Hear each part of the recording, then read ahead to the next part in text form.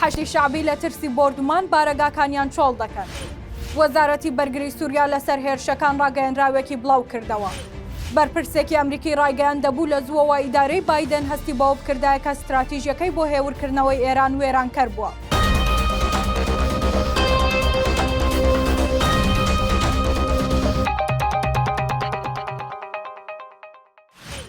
بەرەبەیانی ئەمڕۆ شەممە 3 شوباتی 2024 فەرماندەی ناوەندی هێزەکانی ئەمریکا سێنتکام ڕایگەیاند کە کاتژمێر 12 شەو بە کاتی هەولێر هێزەکانمان چەند هێرشێکیان لە عێراق و سووریا کردە سەر سوپای پاسدارانی ئێران و گروپە میلیشیاکان و 85 شوێن لە عێراق و سووریا کرانە ئامانج.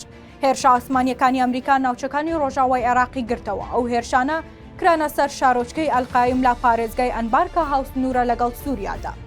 ئەحمەد جەدیان ئەلدەولیمی قایم مەقامی پێشووی شارۆچکەی ئەلقایم کە ئێستاش دانیشتووی ئەو شارۆچکە سنووریەیە دەڵێت دوای کاتژمێر 12 نیوەشەو بۆردمانێکی چڕ و قورسی ناوچەی سەکەک لە قەزای قایم دەستی پێکرد. ئەحمەد ئەلدەولیمی باسی لەوە کرد کە ئەو ناوچەیە هاوسنووری سووریایە و بەشێکی زۆری خانوبەرەکانی ئەو ناوچەیە لە لایەن بەشێکی ئەو هێزانی هەشتی شعبیەوە بەکاردەهێنرێت کە لە شارۆچکەی قایمن، بەڵام ئەو خانوبەرانە لە کاتی بۆردمانەکاندا هیچ میلیشیایەکی لێ نەبووە. ئەمڕۆ شەممە 3 شوباتی 2024 وەزارەتی بەرگری سووریا لە ڕاگەیەنراوێکدا ئاماژێ بۆدا کە بەرەبەیانی ئەمڕۆ هێزەکانی ئەمریکا دەست درێژێکی ئاسمانی ئاشکرایان بۆ سەر ژمارەیەک شوێن و شارۆچکەی ناوچەی ڕۆژهەڵاتی سووریا نزیک سنوور لەگەڵ عێراق دەستی پێکرد. وەزارەتی بەرگری سووریا دەڵێت هێرشەکە بووە هۆی شەهیدبوونی ژمارەیەک هاوڵاتی مەدەنی و سەربازی و برینداربوونی کەسانی تر و زیانگەیاندن بە موڵک و ماڵی گشتی و تایبەت.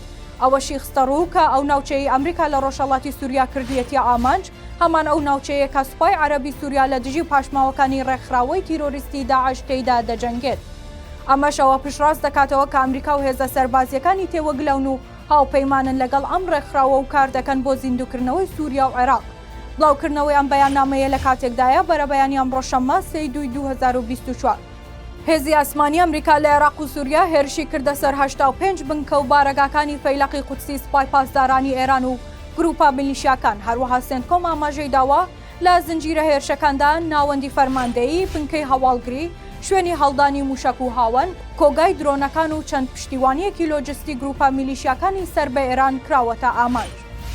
مایک جۆنسۆن سەرۆکی ئەنجومەنی نوێنەرانی ئەمریکا ڕایگەیان دەبوو لە زووەوە ئیدارەی بایدن هەستی بەوە بکردایە کە استراتیژیەکەی بۆ هێورکردنەوەی ئێران وێرانکەر بووە و بۆ کۆمەڵگەی نێودەوڵەتی و سەقامگیری ناوچەکە گوتیشی دەبێت لە دژی ئەو کەسانە بوەستین کە دەیانەوێت زیان بە ئەمریکیەکان بگەێنن یان هەڕەشە لە هاوپەیمانەکانمان بکەن. بۆ یەکاتی ئەوە هاتووە کە جۆ بایدن لە خەو هەڵسێت چونکە تێدەگات لە سیاسەتی هێورکردنەوەی ئێران شکستی هێناوە.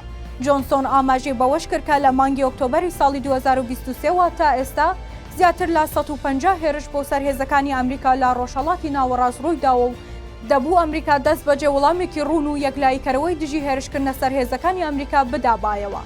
ئەنتۆنی بلینکن وەزیری دەرەوەی ئەمریکا پێشووتر ڕایگەیاند بوو ڕەنگە وەڵامدانەوەی وڵاتەکەی بۆ هێرشەکان فرە ئاست بێت و ماوەیەکی زۆر بخایێنێت. سێ هەواڵم پێشکەشکردن هەر شاد.